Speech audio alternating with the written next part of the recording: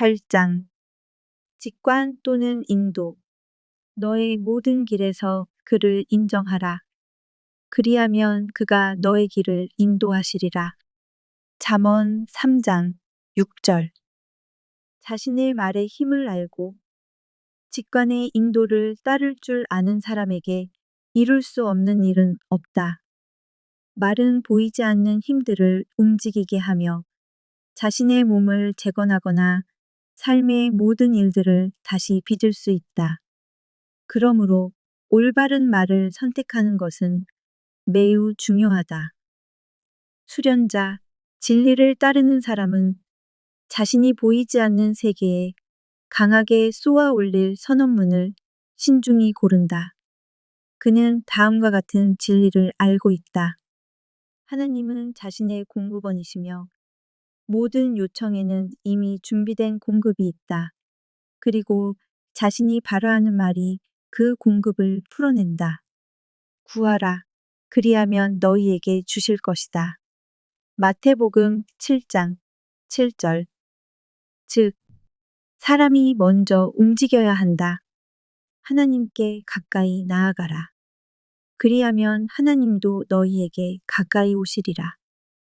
야고보서 4장 8절 나는 종종 이런 질문을 받는다. 어떻게 하면 원하는 것을 실현할 수 있나요? 나는 이렇게 대답한다. 말로 먼저 선언하고 명확한 인도를 받을 때까지 아무것도 하지 마세요. 그에게 인도를 요청하세요. 이렇게 말하면서요. 무한한 영이여, 내게 길을 보여주소서. 내가 해야 할 일이 있다면 알려주소서. 그 응답은 직관 또는 직감으로 온다. 혹은 누군가의 우연한 말 한마디, 어떤 책의 문장 등 여러 경로를 통해 찾아온다. 그 답은 때때로 놀라울 만큼 정확하게 주어진다. 예를 들어보겠다.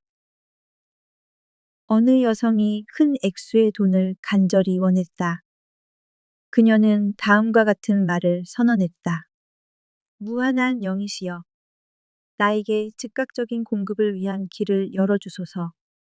신성한 권리에 따라 내게 속한 모든 것이 풍성한 풍요의 눈사태처럼 지금 이 순간 내게 몰려오게 하소서. 그리고 나서 이렇게 덧붙였다. 나에게 분명한 인도를 주시고 내가 해야 할 일이 있다면 알려주소서. 그러자 곧바로 생각이 떠올랐다. 영적으로 큰 도움을 주었던 그 친구에게 $100를 주어라. 그녀는 이 이야기를 친구에게 전했는데 그 친구는 말했다. 조금 기다려봐. 혹시 다른 인도를 받을지도 몰라. 그래서 그녀는 기다렸다. 그날 그녀는 어떤 여성을 만났는데 그 여성이 이렇게 말했다.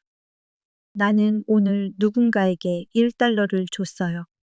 그 $1가 저에게는 마치 당신이 누군가에게 $100를 주는 것만큼 큰 의미였어요. 이것은 정말로 분명하고도 확실한 인도였다.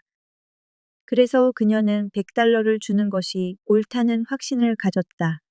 그리고 그것은 아주 큰 투자로 작용했다. 얼마 지나지 않아 그녀는 놀라운 방식으로 큰 돈을 받게 되었다. 주는 것은 받는 길을 여는 열쇠가 된다. 재정에 활력을 불어넣고자 한다면 먼저 주어야 한다. 수입의 10분의 1을 바치는 11조는 고대 유대인의 풍습이었으며 반드시 풍요를 가져오는 방법으로 알려져 있다. 미국에서 가장 부유한 사람들 중 많은 이들이 11조를 실천한 사람들이다. 나는 그것이 투자로서 실패하는 걸 본 적이 없다. 그 10분의 1은 축복을 담아 나아가고 더 많은 축복으로 되돌아온다.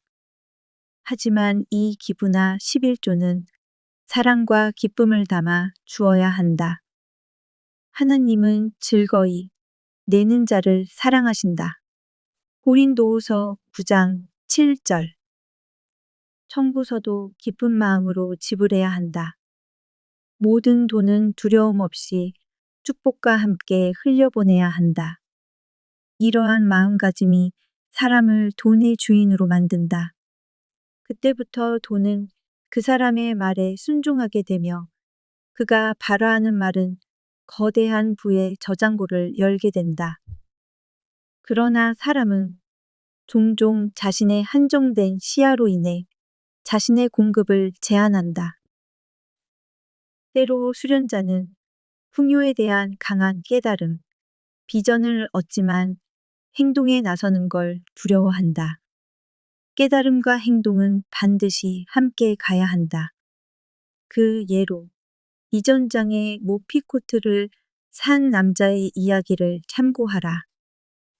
어느 날, 한 여성이 나에게 와서 자신에게 맞는 일자리를 놓고 선언을 해달라고 요청했다. 그래서 나는 이렇게 선언했다. 무한한 영이여, 이 여성에게 그녀의 올바른 자리를 여소서. 여기서 중요한 건 단순히 어떤 일자리를 구하는 게 아니라 신성한 마음 안에 이미 계획된 그녀의 올바른 자리를 요청해야 한다는 것이다. 왜냐하면 그 자리만이 진정한 만족과 조화를 줄 수 있기 때문이다. 그 다음 나는 그녀가 이미 그 자리를 받았음에 감사하고 그것이 빠르게 현실화될 것임을 선언했다. 그리고 얼마 지나지 않아 그녀는 세 곳에서 일자리를 제안받았다. 두 곳은 뉴욕, 한 곳은 판비치였다. 그러나 그녀는 어느 곳을 선택해야 할지 알지 못했다. 그래서 나는 말했다. 분명한 인도를 요청하세요. 시간이 거의 다 되어 가는데도 그녀는 여전히 결정을 내리지 못하고 있었다. 그러던 어느 날 그녀가 전화로 말했다. 오늘 아침에 깨어났을 때 판비치 향기가 나는 걸 느꼈어요. 그녀는 이전에 판비치에 가본 적이 있었고 그곳의 부드럽고 향기로운 공기를 알고 있었다. 나는 대답했다. 당신이 여기서 판비치의 향기를 느꼈다면 그건 분명한 인도예요. 그녀는 그 자리를 받아들였고 그 선택은 큰 성공으로 이어졌다. 인도는 종종 예상치 못한 순간에 온다. 어느 날 나는 거리를 걷고 있었는데 갑자기 어떤 빵집으로 가야 할 것 같은 강한 충동을 느꼈다. 그곳은 2블록 정도 떨어진 곳에 있었다. 내 이성적인 마음은 반박했다. 거기 가봐야 네가 원하는 건 아무것도 없어. 하지만 나는 더 이상 이성과 논리로 판단하지 않는 법을 배웠기에 그냥 그 빵집으로 갔다. 가서 가게 안을 둘러보았지만 정말로 내가 원하는 것은 아무것도 없었다. 그런데 빵집을 나서던 순간 나는 오랫동안 마음에 품고 있었던 한 여성과 마주쳤다. 그녀는 내가 도울 수 있는 큰 도움이 절실히 필요한 상태였다. 이처럼 사람은 어떠한 것을 위해 갔다가 전혀 다른 무언가를 발견하게 된다. 직관은 영적인 능력이며 설명하지 않고 그저 길을 가리킨다. 사람은 종종 영적 선언이나 치유기도, 트리트먼트를 받는 동안 내면의 인도를 받는다. 그때 떠오른 생각은 겉보기에 아무 관련도 없어 보일 수 있지만 신의 인도는 종종 신비롭고 예측할 수 없는 방식으로 다가온다. 어느 날 수업 중 나는 각 개인이 명확한 인도를 받을 수 있도록 선언하고 있었다. 그 후 한 여성이 내게 와서 이렇게 말했다. 선생님께서 치유 기도를 하시는 동안 저는 제 가구를 보관소에서 꺼내 아파트를 구해야겠다는 생각이 갑자기 들었어요. 그녀는 원래 건강 문제로 치료받기 위해 온 사람이었다. 나는 그녀에게 이렇게 말했다. 당신이 자신의 집을 마련한다면 건강이 좋아질 거라고 확신합니다. 그리고 덧붙였다. 당신의 병이 우열, 체증인 것도 우연이 아니에요. 물건을 저장해 둠으로써 생긴 정체가 몸의 정체, 우열로 이어진 것이죠. 물건의 정체는 몸의 정체도 가져옵니다. 당신은 사용의 법칙을 어겼고 당신의 몸이 그 대가를 치르고 있는 겁니다. 그래서 나는 이렇게 선언을 했다.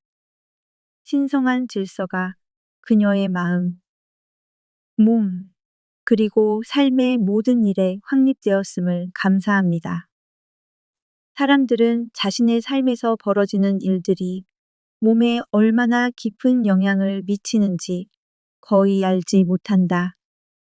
모든 질병은 정신적인 대응물, 원인을 가지고 있다. 어떤 사람은 내 몸은 신성한 마음 안에서 완전한 아이디어다. 그러므로 온전하고 완벽하다. 라는 자각을 통해 즉각적인 치유를 경험할 수 있다. 그러나 만약 그 사람이 계속해서 파괴적인 사고방식, 물건을 쌓아두거나 증오하거나 두려워하거나 비난하는 것을 지속한다면 그 질병은 다시 돌아오게 된다. 예수 그리스도는 모든 질병이 죄에서 비롯된다는 것을 알고 계셨다. 그래서 나병 환자를 고치신 후 이렇게 당부하셨다. 다시는 죄를 짓지 말라. 그렇지 않으면 더 심한 일이 너에게 일어날 수 있다. 인간의 영혼, 잠재의식은 영구적인 치유를 위해 눈보다 더 희게 씻겨져야만 한다. 그래서 영적 치료자는 항상 그 병에 해당하는 내면의 대응물을 깊이 들여다본다. 예수 그리스도는 말씀하셨다. 남을 비난하지 말라. 그리하면 너 또한 비난받지 않을 것이다. 판단하지 말라.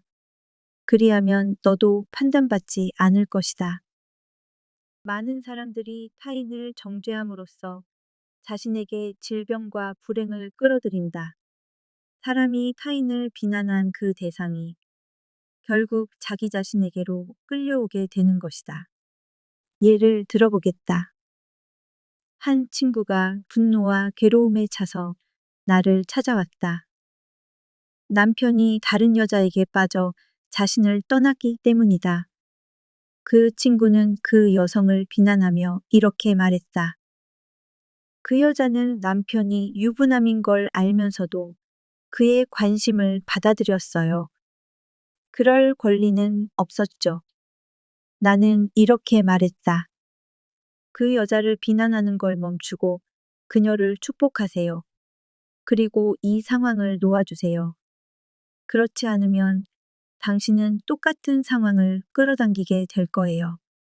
하지만 그녀는 내 말을 듣지 않았다. 그리고 1에서 2년 후 그녀 스스로 유부남에게 깊이 빠져들게 되었다. 사람이 남을 비난하거나 정죄할 때의 작용은 마치 고압전선을 맨손으로 잡는 것과 같다. 그에 따른 충격, 반작용을 각오해야 한다. 망설임은 많은 사람들의 인생길에서 걸림돌이 된다. 이것을 극복하기 위해 다음 선언을 반복해서 하라. 나는 항상 직접적인 영감 아래에 있다. 나는 올바른 결정을 빠르게 내린다.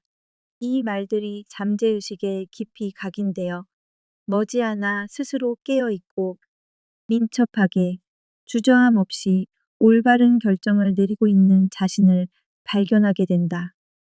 나는 개인적으로 영적인 인도를 얻기 위해 심령, 사이킥 영역에 기대는 것은 파괴적인 결과를 낳는다고 보았다. 그 이유는 그 영역이 하나의 마음이 아니라 수많은 마음들의 영역이기 때문이다. 사람이 자신의 마음을 무분별하게 주관적인 세계에 열게 되면 그는 파괴적인 힘들의 표적이 되기 쉽다. 심령 영역은 인간의 유한한 사고, 즉 죽음을 수반한 한정적 사고의 산물이며 항상 상반된 것들이 공존하는 세계이다. 그 안에서는 좋은 메시지를 받을 수 있지만 나쁜 메시지도 받을 수 있다. 수비학, 숫자의 과학이나 점성술, 운세보기는 인간을 생각의 차원, 유한한 의식의 차원에 묶어둔다. 왜냐하면 그것들은 오직 카르마의 길만을 다루기 때문이다. 나는 한 남자를 알고 있다. 그는 자신의 별자리 운세에 따르면 몇 년 전에 이미 죽었어야 했다. 하지만 그는 여전히 살아있으며 이 나라에서 인류 향상을 위한 가장 큰 운동 중 하나를 이끄는 지도자가 되었다. 불길한 예언을 무효화하려면 아주 강한 마음이 필요하다. 수련자들은 다음과 같이 선언해야 한다. 모든 거짓 예언은 아무 효과 없이 사라진다. 하늘에 계신 아버지께서 계획하시지 않은 모든 일은 지금 이 순간 해체되고 소멸된다. 신성한 아이디어만이 지금 실현된다. 그러나 만약 한 번이라도 다가올 행복이나 부에 대한 좋은 메시지를 받은 적이 있다면 그것을 마음에 품고 기대하라. 그러면 언젠가 기대의 법칙에 따라 그것은 반드시 현실로 나타나게 된다. 인간의 의지는 우주의 뜻을 지지하는 데 사용되어야 한다. 즉, 다음과 같이 선언해야 한다. 나는 하나님의 뜻이 이루어지기를 원합니다. 하나님의 뜻은 모든 사람에게 그 마음속의 의로운 소망들을 충분히 이루어주는 것이다. 따라서 인간의 의지는 흔들림 없이 완전한 비전을 지키는 데 사용되어야 한다. 탕자는 이렇게 말했다. 내가 일어나 아버지께로 가리라. 참으로 죽은 생각, 유한한 사고방식의 잔해와 그것이 주는 환경에서 벗어나 진리로 나아간다는 것은 의지와 노력이 필요한 일이다. 평범한 사람에게는 믿음을 가지는 것보다 그대로 두려워하는 것이 더 쉽기 때문이다. 그래서 믿음은 의지의 선택과 그 노력을 요구한다. 사람이 영적으로 깨어나게 되면 모든 외적인 불안은 자신 내면의 불협화, 정신적 혼란에 대응되는 것임을 깨닫게 된다. 만약 그가 어딘가에서 걸려 넘어지거나 어떤 상황에서 실패를 경험한다면 그는 자신이 의식 안에서 먼저 흔들리고 있었다는 것을 알게 될 것이다. 어느 날, 한 학생이 길을 걷고 있었는데 그녀는 마음속으로 어떤 여성을 비난하고 있었다. 저 여자는 세상에서 가장 불쾌한 사람이야. 바로 그 순간 3명의 보이스카우트 소년들이 코너를 돌며 달려와 그녀를 거의 넘어뜨릴 뻔했다. 그녀는 그 소년들을 비난하지 않고 즉시 용서의 법칙을 불러냈으며 그 여인 안에 있는 신성을 향해 경의를 표했다. 그녀 안의 신성을 경배합니다. 지혜의 길에는 언제나 기쁨이 가득하고 그 모든 길은 평화로 이어진다. 사람이 우주를 향해 자신의 바람, 요구를 선언했다면 그는 놀라운 일들을 맞이할 준비가 되어 있어야 한다. 모든 것이 엉망이 되어가는 것처럼 보일 수 있지만 실제로는 모든 것이 올바른 방향으로 가고 있는 중일 수 있다. 예를 들어 보겠다. 한 여성이 이런 가르침을 들었다. 신성한 마음 안에는 결코 손실이 없다. 그러므로 당신에게 진정으로 속한 것이라면 결코 잃어버릴 수 없다. 잃어버린 것이 있다면 반드시 되돌아오거나 그에 상응하는 무언가를 받게 될 것이다. 몇 년 전 이 여성은 $2,000를 잃은 일이 있었다. 살아있던 친척에게 그 돈을 빌려주었지만 그 친척은 그에 대한 어떤 언급도 남기지 않은 채 세상을 떠났다. 그녀는 분노와 원망에 사로잡혔고 거래를 입증할 수 있는 서면 기록도 없었기 때문에 결국 돈을 돌려받지 못했다. 그래서 그녀는 이렇게 결심했다. 나는 이 손실을 부정하겠어. 그리고 우주의 은행으로부터 이 $2,000를 다시 받겠어. 하지만 그녀가 가장 먼저 해야 할 일은 그 친척을 용서하는 것이었다. 왜냐하면 원망과 용서하지 못하는 마음은 이 놀라운 우주의 은행의 문을 닫아버리기 때문이다. 그녀는 다음과 같이 선언했다. 나는 손실을 부정한다. 신성한 마음 안에는 결코 손실이 없다. 그러므로 본래 나에게 신성한 권리로 속한 이 $2,000를 나는 잃을 수 없다. 하나의 문이 닫히면 또 다른 문이 열린다. 그녀는 매각 예정인 아파트 건물에 살고 있었다. 임대 계약서에는 건물이 팔리면 90일 이내에 퇴거해야 한다는 조항이 포함되어 있었다. 그러던 어느 날 집주인이 일방적으로 임대 계약을 파기하고 월세를 인상했다. 또다시 그녀 앞에 부당한 일이 나타난 것이었지만 이번에 그녀는 전혀 흔들리지 않았다. 그녀는 집주인을 축복하며 이렇게 말했다. 월세가 올랐다는 것은 내가 그만큼 더 부유해진다는 뜻이야. 왜냐하면 하나님이 나의 공급자이시기 때문이지. 새 계약서가 인상된 임대료를 기준으로 작성되었다. 하지만 어떤 신성한 실수 덕분에 90일 이내 퇴거 조항이 누락되어 있었다.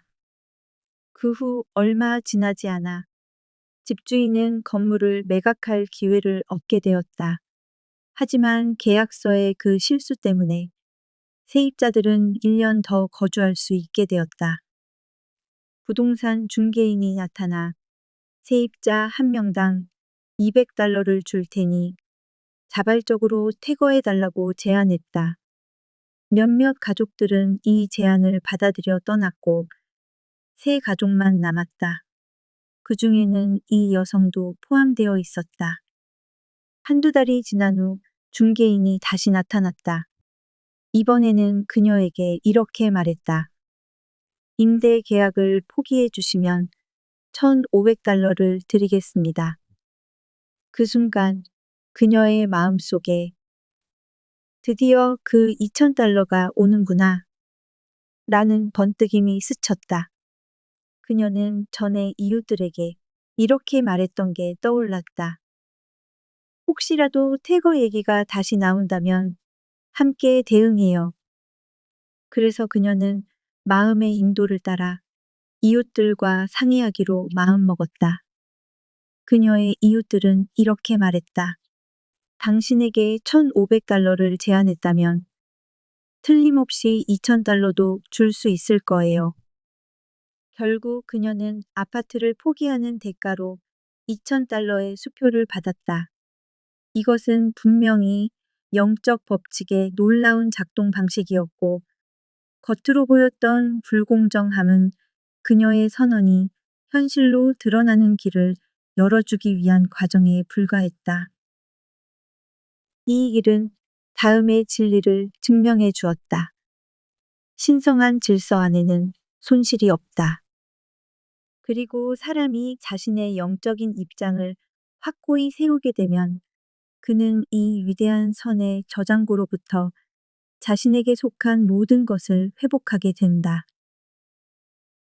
내가 너희에게 메뚜기들이 먹어버린 그 한 해를 회복시켜 주리라. 요엘서 2장 25절. 여기서 메뚜기들은 무엇을 뜻하는가? 그것은 바로 의심, 두려움, 원망, 후회와 같은 죽음을 향하는 사고, 즉 유한한 인간의 생각이다. 이러한 부정적인 생각들만이 사람에게서 무언가를 빼앗아 간다. 왜냐하면 아무도 자신에게 무언가를 주거나 빼앗지 않는다. 오직 자기 자신만이 자기에게 주고 자기 자신만이 자기에게서 빼앗을 뿐이기 때문이다. 사람이 이 세상에 온 이유가 있다. 그것은 바로 하나님을 증명하고 진리를 증언하기 위함이다. 그는 부족함 속에서 풍요를 이끌어내고 불의 속에서 정의를 드러냄으로써만 하나님을 증명할 수 있다. 만군의 여호와가 이르노라. 이것으로 나를 시험하여 보라. 내가 너희를 위하여 하늘의 문을 열고 너희에게 복을 쏟아부어 너희가 그것을 담을 곳조차 없게 하지 않나 보라. 말라기 3장 10절.